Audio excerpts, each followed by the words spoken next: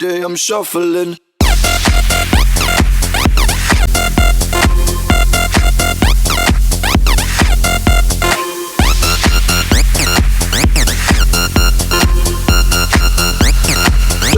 Shuffling.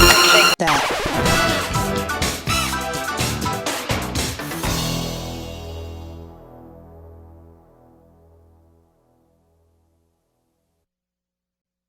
Hi, I'm Dennis with TeraFlex. That's Jen. I was just checking out the stabilizer shock on my JK here and noticed that someone has done some malicious damage to it. Just total disregard for personal property. Now, our job here today is to replace that shock and bring it back to its fully functional and pristine condition. Before we pull it off, I just wanted to go through a few things to look for on a stabilizer shock to see if it is in fact bad. So we're going to have Jen jump up in the Jeep and rock the steering wheel back and forth for us, and we're going to look for a couple of loose things on here.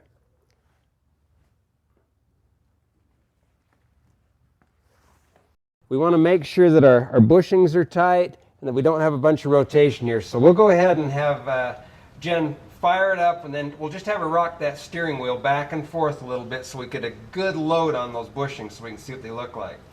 All right, Jen, go ahead. Okay, rock it back and forth.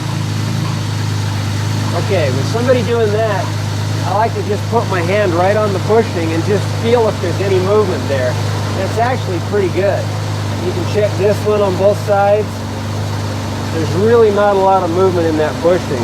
What I found is I'll get these shocks off and the guys will leave the sleeve out of them. With that sleeve gone, that bushing will just move back and forth, and if that bushing's loose, the shock might as well be junk because it's not going to be able to do its job. Okay, so we want to make sure that bushing's good. The other thing we want to look for is any rotation on this tie rod end. If that tie rod is rotating back and forth and doing that kind of thing every time she turns the wheel, the steering moves a bunch before that shock will even engage and do anything. So JKs are usually pretty good. They run true, and the stabilizer shock works pretty good on them. Okay, if we just look at the top of the shock, where it comes into the bracket where the track bar comes in, we just want to make sure that it doesn't contact that bracket. If it sits there and rubs on that thing, obviously it's going to wear a hole in the shock. So just rotate your tie rod up and down and make sure that on the downstroke there that it doesn't lift that up high enough to make contact there. If it does, we'll just move this adjustment so that it just makes that shock come down a little bit so it doesn't ever lift high enough to make contact with that bracket up there. So just do a quick check there and make sure it never hits. Okay, all it's going to take to get this shock off is an 18 millimeter, and we'll just keep a 15 handy in case we need to do any adjustment on the bracket here.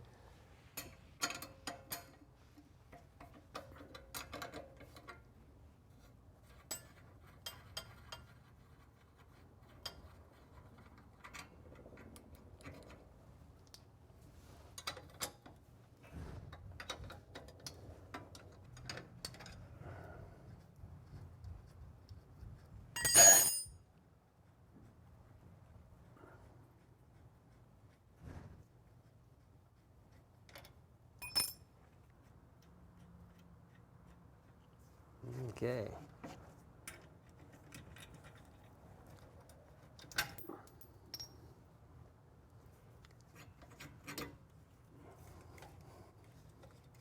All right, well, we've got this shock in our hand. Let's just go through a couple of things to just check to see if the shock itself is actually bad. You know, aside from the damage on it here.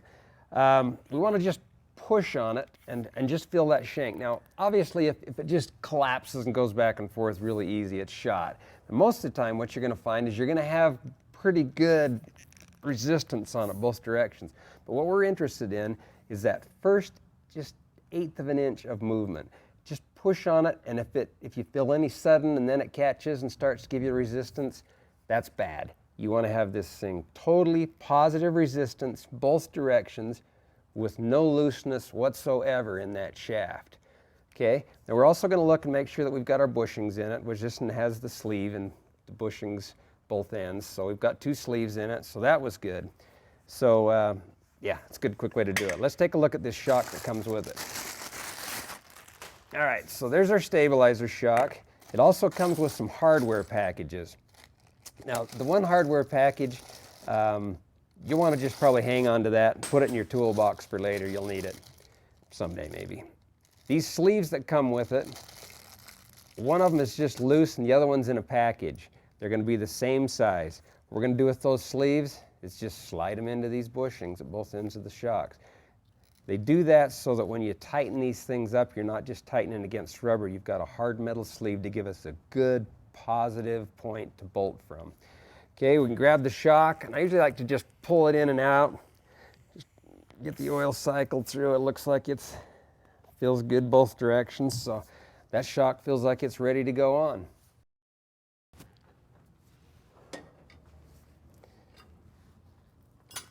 Now if you have trouble getting that shock back up in there, just use your end wrench and just spread those mounts out just a little bit, give you some room to get that in there.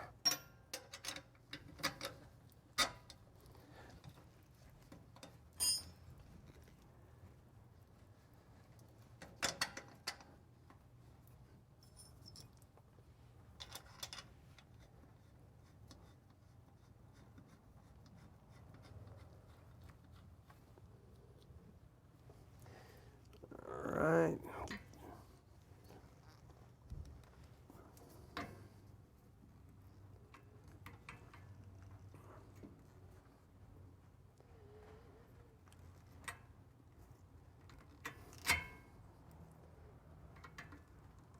Make sure you put your washer back on.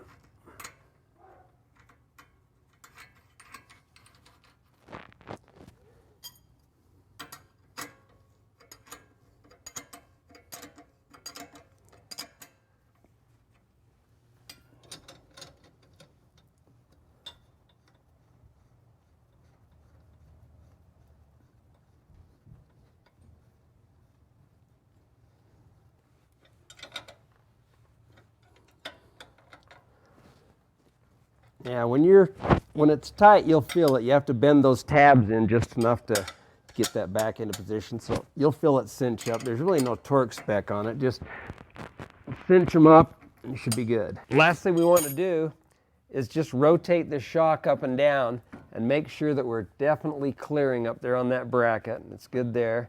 And then the other thing we'll want to do is turn the wheel lock to lock and just make sure that that shock never bottoms out. You always want to leave yourself a, 1/8 to 1/4 of an inch of travel left in that shock, so when it's fully compressed, you don't compress it all the way. After watching this video, I certify you as a stabilizer shock installer. Congratulations. I'm Dennis with TeraFlex, and I'll see you next time.